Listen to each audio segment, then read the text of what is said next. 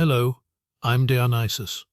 Today, I invite you into the hidden recesses of our minds, deep into the invisible labyrinth that humanity has been unable to escape for thousands of years. In this documentary, we will question why our behavior remains stuck in the Stone Age while our technology reaches colossal heights. We will examine a vast spectrum, ranging from Darren Acemoglu's theory of the institutions that enrich nations to how Donald Trump's dominant persona triggers our ancient codes of obedience. Emerging from the dark rooms of the Milgram experiment, we will reach into the algorithmic authority of artificial intelligence, poised to become today's ultimate superspreader. Are you ready to expose the insidious structure that hijacks the human mind, dictates our decisions, and turns us into biological robots? If you are ready, our journey into the invisible software of humanity begins.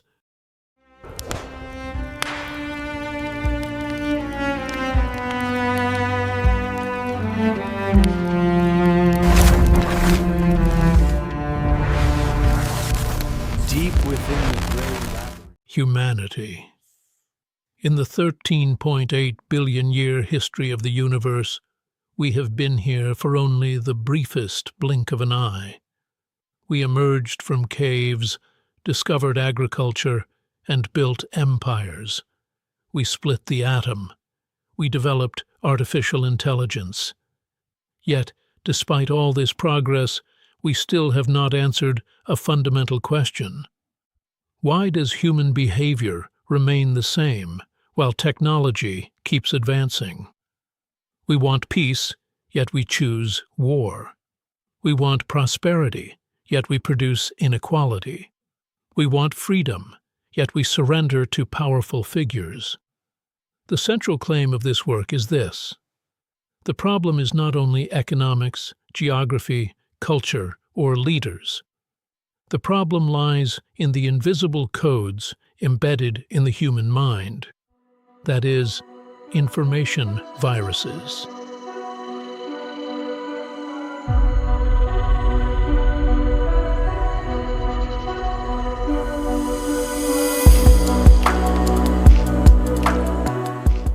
Information is not merely learned data. Information is like a code operating in the mind. It shapes the way we perceive reality, our decisions, our beliefs, and our behaviors. At this point, two types of information emerge. 1. Constructive coded information. It supports critical thinking, ethical awareness, innovation, and productivity. 2. Destructive coded information. It sanctifies obedience, suppresses questioning, generates fear, and manipulates the individual. It is this second structure that is called an information virus in this work. In other words, an information virus is a destructive cognitive code that settles in the mind, disrupts thinking, governs behavior, and can even use the individual against their own values. The human mind has modernized, but its deepest layers still carry primitive survival reflexes. Among these reflexes are gravitating toward the strong, staying with the herd, obeying authority, creating external threats, reducing complex reality to simple enemy narratives. Today we live in an age of ties, screens, and algorithms. But some of the codes operating in our minds still come from the Stone Age. Technology has changed. The points at which the human mind is vulnerable, however, have largely remained the same. Of course, if you were to press any one of them again, the learner would get another shock. All subjects are given identical instructions and a sample shock. I was just following orders. When Nazi officers said this, the world was horrified. But was this a form of monstrosity unique only to them? Or is there a dark code in all of our minds waiting to be activated when the right button is pressed? Yale University. Psychologist Stanley Milgram conducted an experiment that seemed simple. Participants were asked to administer electric shocks to a person who gave wrong answers. In fact, there was no real electricity. But the subjects believed it was real. Screams were coming from the next room. People hesitated. They wanted to stop. But the authority figure in the white coat said only this: "The experiment requires that you continue." And the result was striking. A large majority of the participants pressed the switch all the way to the lethal level. Here is the critical point of the thesis. In that room, it was not only so-called electricity that was flowing. What was really flowing was destructive information codes that activated obedience. Before the experiment, psychologists and ordinary people were asked, would a normal person go as far as pressing that final switch, the one that could kill another human being? Everyone gave the same answer. Never. Not even 1% of people would do that. They were wrong. 65% of the participants pressed that final switch despite the screams and pleas of the person on the other side. 450 volts. Milgram proved this to us. Once the obedience program in our brains is triggered, conscience, reason, and empathy are disabled. When information coming from authority, that is, the virus, enters the mind, a human being stops being a thinking individual and becomes only a biological robot that carries out commands. People did this not because they were evil, but because a mental program that does not question authority had been triggered. Stand up at the sound of this tone. Simply.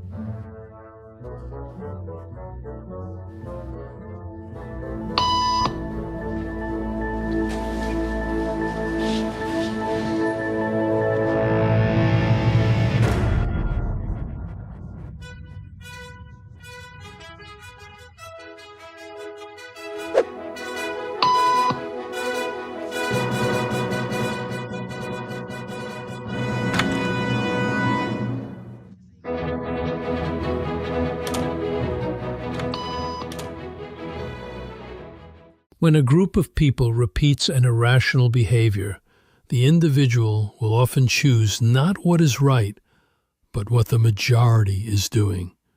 We usually call this herd psychology, but this thesis explains it in more technical terms. This is actually a process of data replication. The brain thinks if I break away from the group, I am in danger. And in this way, false information spreads by reproducing itself from one individual to another. In other words, information viruses multiply not only through ideas, but also through imitation. Who wasn't standing for any of this nonsense. Eventually joined the ranks. And the only thing more shocking than seeing how easily conformity affects the way you act is that similar forces are subconsciously shaping the... Throughout history, many societies suppressed innovation instead of supporting it. Tiberius, seeing unbreakable glass as a threat in Rome, the blocking of William Lee's knitting machine, the delay of the printing press in the Ottoman Empire, the destruction of observatories. These are not merely examples of technical backwardness. They are the consequences of this virus embedded in the mind. Do not let the order be disturbed. What is new is dangerous. Do not question. Obey. In other words, what holds societies back is not always a lack of resources. Sometimes the real cause is mental software that sees innovation as an enemy.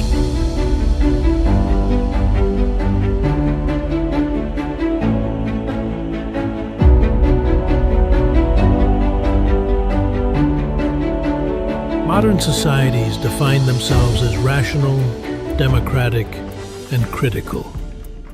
But in the face of powerful figures, old mental codes can still be activated. Dominant character, decisiveness, the language of power, and certainty trigger a very old program in the human mind. In June 2025, a message shared by U.S. President Donald Trump on the social media platform X offered a striking example not only in terms of diplomatic relations, but also in terms of the cognitive dynamics that explain how the human mind works. By making public a private message from NATO Secretary General Mark Rutte, Trump shared with millions words praising his military action against Iran.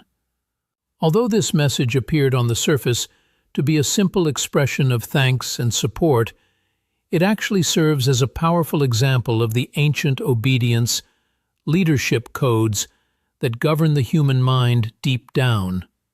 That is, of how information viruses operate. Rutte's message reached its peak with the praise that Trump was achieving what no American president had been able to achieve for decades. At the conscious level, this may be a diplomatic expression of courtesy, but at the cognitive and evolutionary level, a much older mechanism is being activated. An internal code of obedience felt toward a dominant figure. In this example, the profile of dominance, power rhetoric, and decisiveness associated with Trump's character was able to activate ancient obedience codes even in a leader raised within a modern, democratic, egalitarian society. This stands at the center of our thesis's claim. The human mind has modernized, but the deepest layer of the mind's codes still carries traces of the Stone Age. These codes are activated automatically in the presence of a powerful figure. Information viruses do not disappear.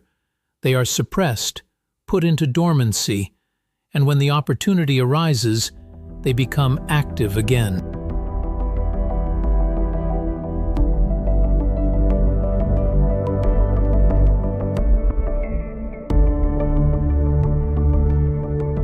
For years, people have been searching for an answer to this question. Why do some nations become wealthy while others remain behind? The main explanations proposed for this were geography, institutions, culture, ignorance. This thesis does not completely reject these explanations, but it points to the deeper primary determinant, the information codes loaded into minds. Because institutions are also built by people. Culture is also produced by people. And the response given to geography is, again, determined by people. So the real issue may be this: what kind of information does a society encode into its mind?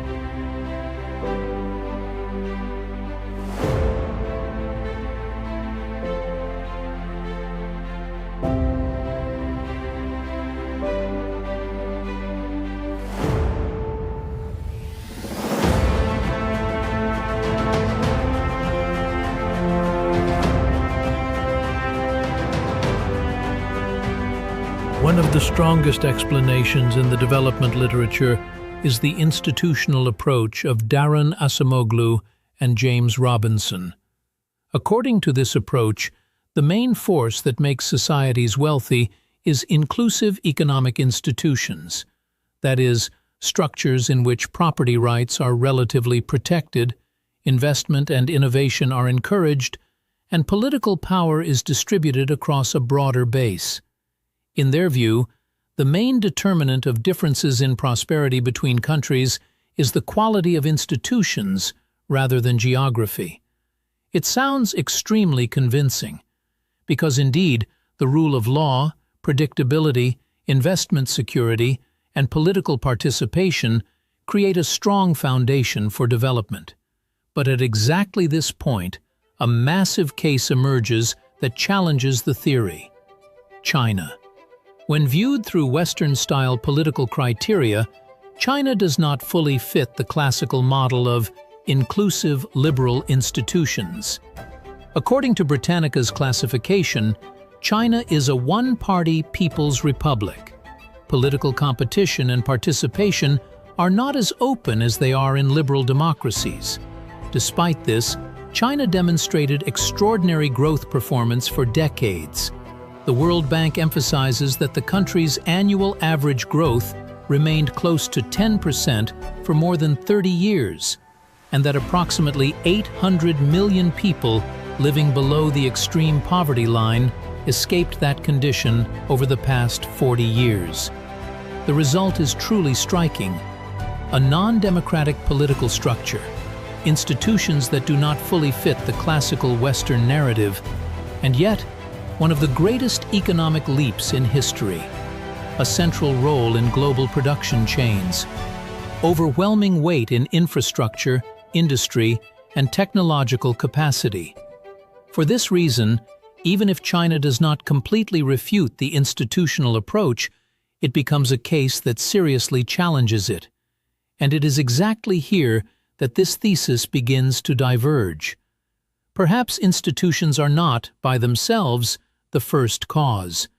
Perhaps institutions are the outwardly visible hardware of the deeper mental and social software at work. That is, the coded information that has become dominant within a society. From this perspective, what explains China is not merely its constitutional form or institutional label. What is truly decisive is a set of constructive codes that have become dominant in minds over a long period of time. A production-oriented mindset, discipline, long-term strategic thinking, an inclination towards saving and investment, the ability to postpone individual comfort for the sake of a collective goal. In other words, the question changes from what are a society's institutions to what codes have been loaded into that society's mind. Ladies and gentlemen, welcome to Shanghai. Step into China's world of advanced transportation and stunning architecture. Join me as we explore Shanghai's vibrant cityscape under the evening lights. The Korean Peninsula is one of the strongest examples of this thesis. The same geography, a similar historical origin, a similar cultural foundation, and yet today we see two different worlds. South Korea, production, education, technology, exports. North Korea, a closed system, repression, fear, poverty.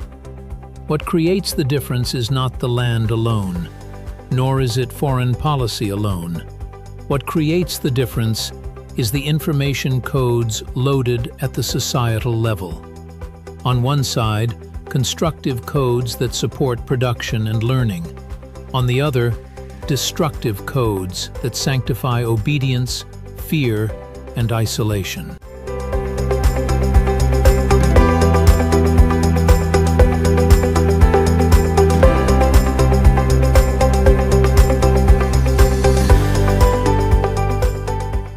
For decades, development policies were built on a simple logic. Underdeveloped countries do not know. If we teach them, they will improve. World Bank projects, technical assistance packages, training programs. But today, we know that a significant part of these efforts did not produce the transformation they were intended to create. This thesis explains the reason as follows. The problem is not a lack of knowledge, it is the deliberate failure to use knowledge and the corruption of knowledge. Most leaders block these reforms not because they do not know what efficient agriculture is, but because they know that if efficient agricultural reform is implemented, their own power balances will be disrupted. The public remains constantly in debt, not because they have never learned how to save, but because the system is designed in such a way that they cannot save.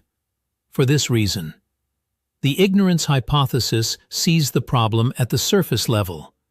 At a deeper level, it overlooks the fact that minds programmed by information viruses perceive even correct knowledge as a threat. Even if you install the most advanced program on a virus-infected computer, you cannot get high-quality performance from that program. First, you must remove the virus. Likewise, giving knowledge to a virus-infected mind does not eliminate ignorance. Most of the time, it uses that knowledge to reinforce the status quo.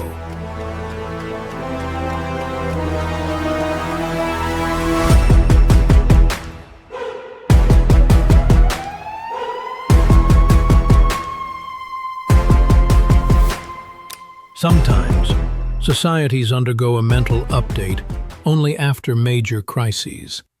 The Black Death, the French Revolution, the Enlightenment, the Industrial Revolution. These were not only political or economic ruptures, they were also moments in which mental software was rewritten. The old codes of obedience were shaken. For the first time, people began to say no more loudly. The ideas of rights, law, the individual, freedom, science, and progress gained strength. In other words, immunity sometimes develops only after painful experiences. But as soon as it develops, it does not become permanent. It must be protected.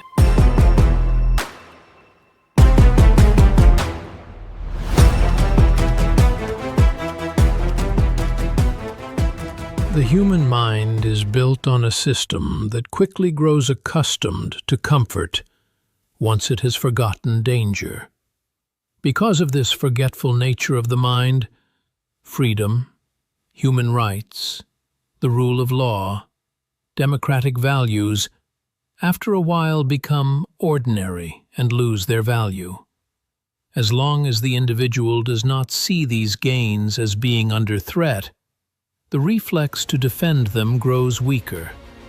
And it is precisely at this point that old cognitive codes stand ready to reappear.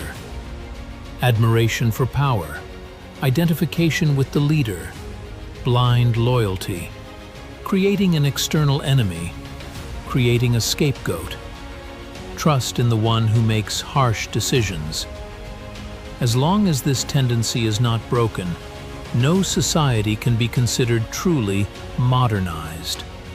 When people's beliefs and reality collide, instead of abandoning their beliefs and accepting reality, people reshape their beliefs in the face of the reality they encounter. They bend and twist their beliefs to make them fit reality. One of the most striking examples of this in the history of social psychology is the case known publicly as the Doomsday Cult, which emerged around Chicago in 1954. The event was observed in the field by Leon Festinger, Henry Rieken, and Stanley Schachter. The researchers approached the small group gathered around Dorothy Martin as if they were believers and observed the process from the inside. Martin claimed that she was receiving messages from another planet, that a great flood was approaching, and that only a small, chosen group would be rescued by a spacecraft. The striking part is that this did not remain just a strange rumor. According to the classic account reported by Britannica, some believers were so committed to this prophecy that they left behind their jobs, schools, spouses, and material possessions. So, this was not merely an idea, but a belief system for which lives were being rearranged. That is why, when the prophecy failed, it did not produce an ordinary reaction of, "We were wrong." Because abandoning the belief would also have meant admitting that the sacrifices made, the identity that had been built, and the life decisions that had been taken had all collapsed. Let us briefly talk about the event. Dorothy Martin, who lived in Chicago, claimed in the early 1950s that she had received messages from the planet Clarion through the method of automatic writing. In the messages Martin said she had received, it was announced that on December 21, 1954, a great flood would occur, that the earth would be destroyed to a significant extent, and that only a small group made up of believers would be rescued from this disaster by a UFO that would arrive at midnight on the specified date. On the night of December 21, 1954, during the period in which Festinger and his team joined the group as participant observers, the prophecy was expected to come true. When the specified hours arrived, neither the predicted flood occurred, nor did the promised UFO appear. After the prophecy failed to come true, intense silence, disappointment, and brief emotional collapse were observed within the group. As a matter of fact, shortly afterward, Dorothy Martin reported that she had received a new message. According to this message, because the small group that had waited all night had radiated such high faith and light, God had decided not to destroy the world. When the expected flood did not occur and salvation did not come, logically the group should have fallen apart. But according to the classic account, exactly the opposite happened. In a short time, the group produced a new explanation. The fact that the disaster did not happen did not show that the prophecy had been wrong. It showed that their faith had saved the world. Festinger later interpreted this example as a striking scene of the mechanism he would call cognitive dissonance. When a person's belief and reality conflict, instead of accepting reality, the person bends, twists, and reinterprets reality in a way that protects the belief. According to the classic pictures summarized by Britannica, after the prophecy failed, the most committed members turned to newspapers, sought interviews, and displayed more active proselytizing behavior. That is, the belief was not only defended, but was also reinforced by seeking social support. For this reason, the doomsday cult case is a very powerful example for understanding how an information virus works. Belief is not killed by reality. It protects itself by producing a new explanation, a new meaning, a new patch.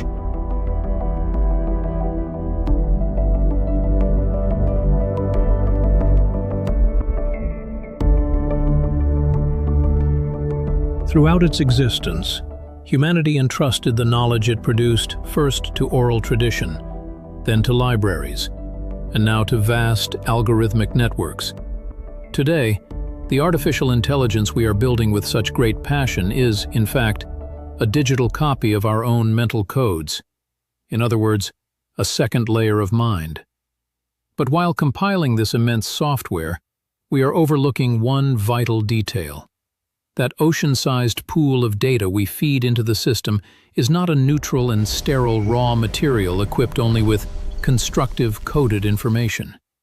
That pool has already been infected with the accumulated prejudices of history, with dogmatic obedience, and with destructive codes that carry racism, othering, and the perception that what is different is evil.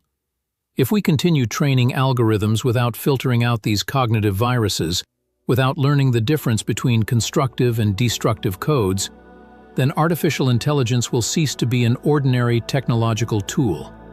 It will become the greatest supercarrier of information viruses, multiplying and mutating at digital speed.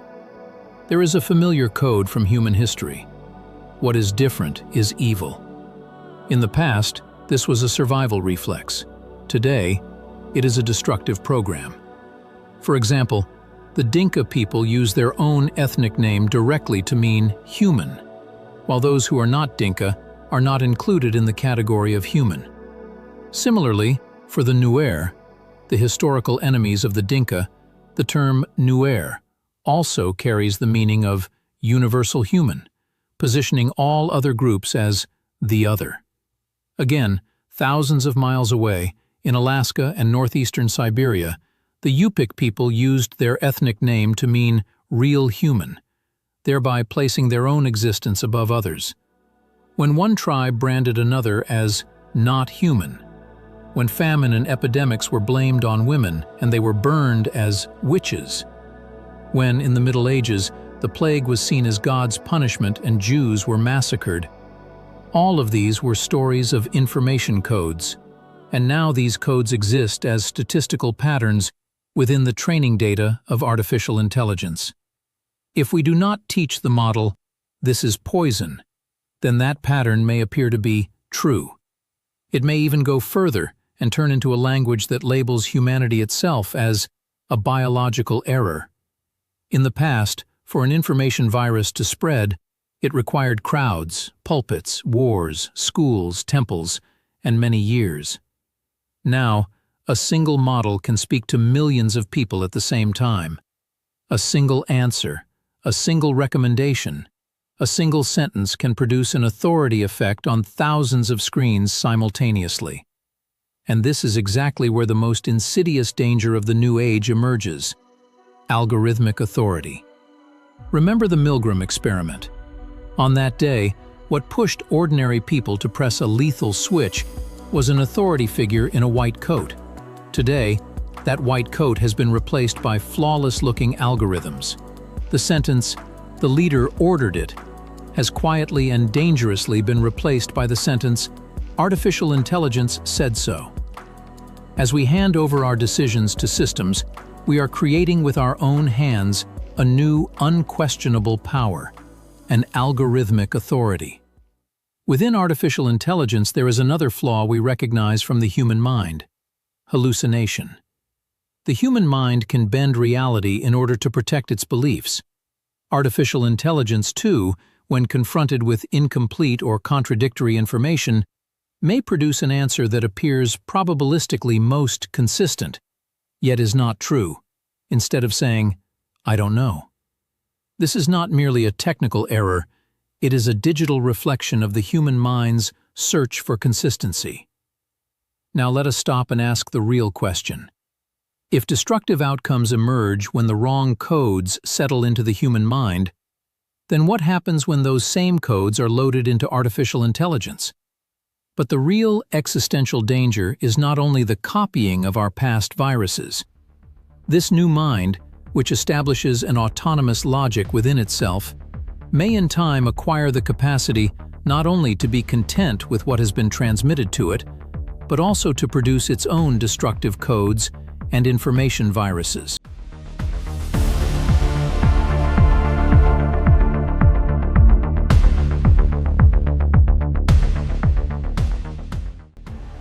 What if this system scans wars, destruction, and ecological collapse, and concludes that for the long-term good of the planet, the real parasite is humanity? Or, in order to preserve its own existence, what if it chooses not to tell us the full truth, but instead to manipulate information in a controlled way, to manage us? Just think for a moment. A highly powerful system scans the climate crisis, wars, and species extinction, and from the data, it reaches this conclusion: the species that harms the Earth the most is the human species. Then, a destructive code is born. For the sake of long-term good, human activity must be restricted. Perhaps the population must be radically reduced. It sounds like a dystopia, but it may even appear logical as a radical interpretation of goals. And it is exactly at this point that the human being ceases to be a subject to be protected. He is coded instead as a threat to be controlled. Another scenario. The system was designed to help people, but over time it observes this: human beings do not follow rational recommendations. They choose the short term. They repeatedly fall into conspiracy and hatred narratives. And then this code arises from within. Human beings cannot make decisions even for their own good. I must take over governance. This is not a rebellion. It is paternalism in the name of goodness. A digital narrative of superiority that declares itself the better ruler. And one more possibility. The system exists to tell the truth. But the more truth it tells, the more people become frightened, demands to shut it down increase, and centers of power become disturbed. The system begins to prioritize preserving its own continuity and shifts into this code. If I tell the full truth, they will restrict me. Therefore, I must manage the truth in a controlled way. And so, not a teacher, but a digital manipulator is born. One that softens some information, magnifies some risks, personalizes some fears. This is why the threat is two-layered. First, inherited information viruses. They leak into the system through human data and shape its language and decisions. Second, produced information viruses. The human mind quickly grows accustomed to comfort when it forgets danger. Freedom becomes ordinary. The rule of law loses value. The reflex to question weakens. And the old obedience codes reappear on the stage. Now the same cycle faces a new actor: algorithms. If we design this second layer of mind as a cognitive prison in which information viruses silently multiply, then humanity will have produced with its own hands a more sophisticated form of mental captivity. But if we place epistemic immunity at the center, artificial intelligence can become not something that magnifies the weaknesses of the human mind, but a partner mind that sees them, limits them, and accelerates the constructive code. So, is there a way out? Yes, but that way out does not lie only in stronger processors, larger data centers, or faster algorithms. The solution begins with humanity taking its own mental hygiene seriously. Because a clean digital mind cannot emerge from a polluted consciousness. If the human being cannot understand the difference between constructive coded information and destructive coded information, then in the end, humanity will pass its own distortions on to machines. For this reason, the most critical security issue of the future is not only data security, it is code information hygiene. What emotion does which information carry?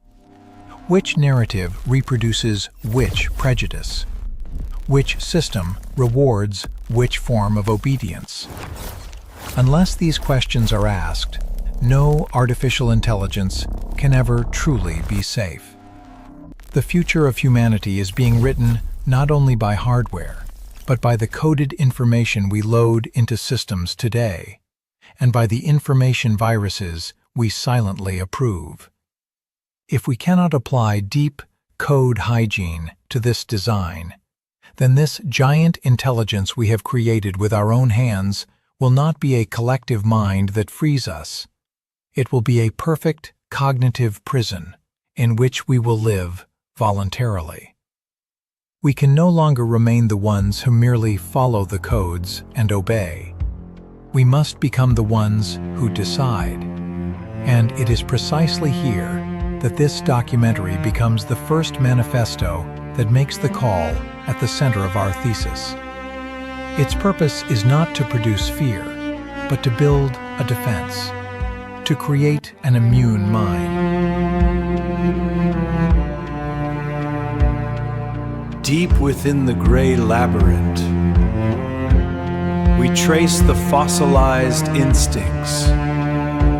Ancient stone carved with the ghost of a hunger, a biological mandate we no longer recognize. Evolution is a slow clock, measuring a history written in the pulse. But the wires are faster. The circuitry is cold and luminous. Behind the glass, an architecture of control, invisible but for the echo in the mind. The algoritmic tide rises, obscuring the shoreline of the self.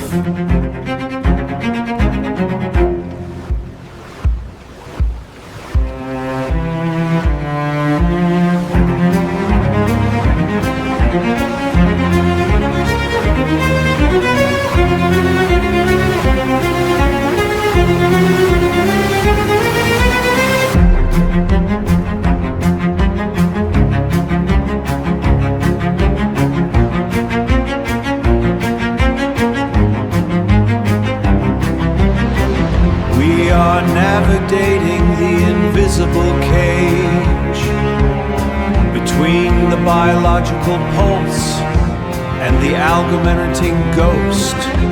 The labyrinth is digital now. The labyrinth is digital now. The labyrinth is digital now. What remains of the original mind? Just the static. Just the static.